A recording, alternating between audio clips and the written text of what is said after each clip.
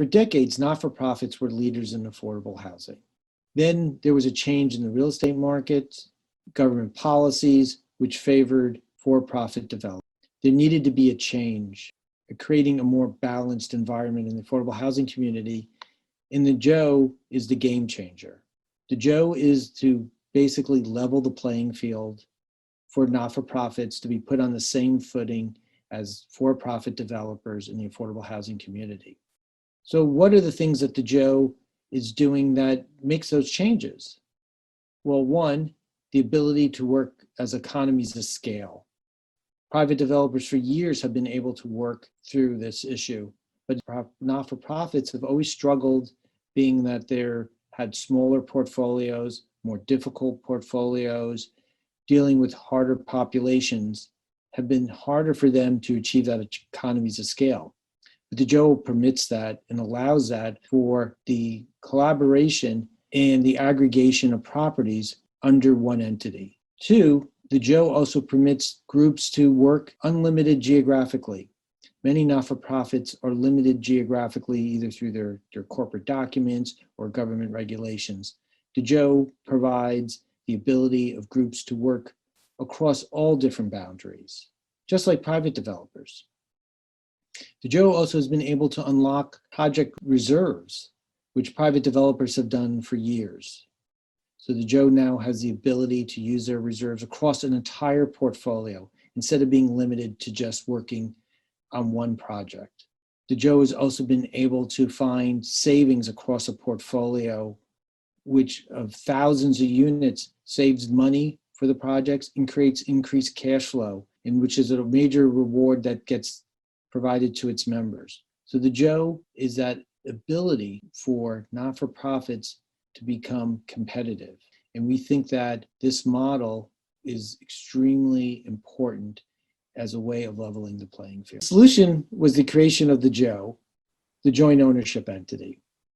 It's a not-for-profit membership organization, basically a joint venture of not-for-profits coming together, working together to create the scale necessary to compete with affordable housing developers.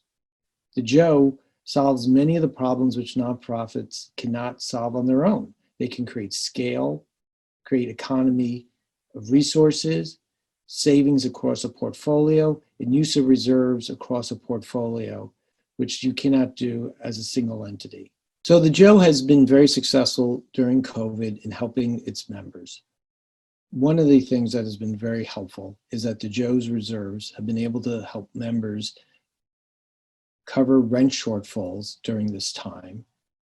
Two, as an asset manager, has been able to find cost savings that allow the projects to remain profitable. And three, the members have been able to work together and communicate to talk about best practices and how to deal with issues that they are facing. So Goldstein Hall's role in creating the Joe was a really important lesson to us as a law firm. We had our own preconceived notions going into these meetings, what we thought it should be. But the first thing we had to do was actually listen to our clients. And that's really important. A lot of lawyers forget that. So we spent a lot of hours listening, trying to figure out, what do they want? It's not what we wanted, it's what they wanted. When it came to that, we spent hours and hours putting together PowerPoints, creating different legal structures, everything to try to show them under the sun. But after listening to them some more, we realized what they wanted. And they wanted a not-for-profit entity, something that looked like them. So part of it was our listening.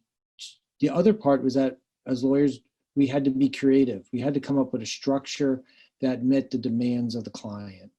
And the other part that was really challenging for us is that we had to create new documents, things that we hadn't seen before, because we were creating a totally new entity. There were no forms to work off of. There was no book to go to. This is allowing lawyers to be creative in the ability to really think through a problem.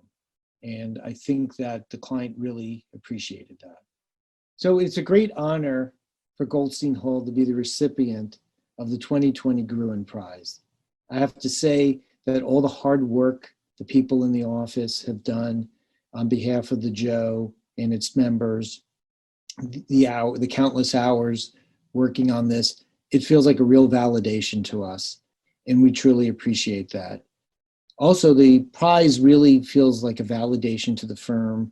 We are a B Corp. We believe in the socially mission as a law firm, and to work with not-for-profits and other community development corporations to see them become successful and continue to preserve affordable housing is really important to us.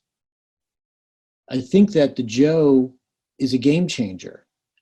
And I think in these times during COVID has really shown to be more than ever, affordable housing is at the forefront of the issues in America. We're dealing with issues of equity and race, that people are literally living paycheck to paycheck in this country, and the need to have affordable housing that is decent and affordable is really incredibly important. And hopefully the Joe is an innovative tool which will allow not-for-profits to remain competitive in their ability to preserve affordable housing long-term. So I really want to thank you for this award. It's a great honor. We really appreciate it. It means a lot to our firm. And the fact that we were even considered and that we've been finalists and winners, it's a tremendous feeling. Thank you again. We appreciate it very much.